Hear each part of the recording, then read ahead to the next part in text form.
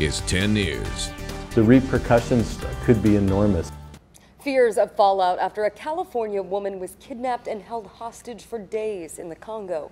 It's a story making international headlines. Good evening, I'm Lindsay Pena. And I'm Steve Atkinson. New at 5, our 10 News reporter Rachel Bianco discovered how close an Escondido nonprofit came to running into the same gunman. Rachel.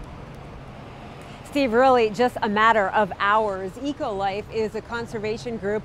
They do work around the world, much of it in Africa. The director here and several members were in Uganda and ran into Endicott's tour group as they were leaving the park.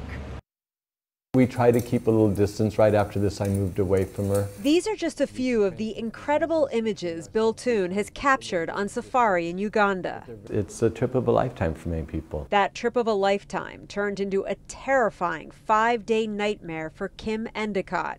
Gunmen kidnapped Endicott and her guide while on safari in the Queen Elizabeth National Park. They were held hostage across the border in the Democratic Republic of the Congo. They were released over the weekend. Their helicopters seen landing Monday morning at police headquarters in Uganda's capital. I'm a little surprised that it ended as positively as it did. It obviously could have been really awful, and I kind of thought it might be. So it's thrilling that she's out of there. Toon's tour group was leaving the park just as Endicott's was coming in. Their drivers stopped to talk about their search for tree-climbing lions.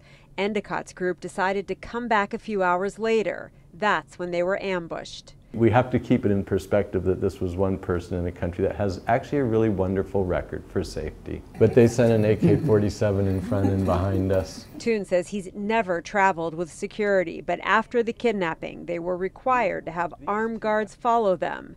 Tourists have been canceling trips. The repercussions could be enormous. Uganda depends very heavily on tourism dollars. And it's their incentive to do the kind of conservation that they do there for the wildlife.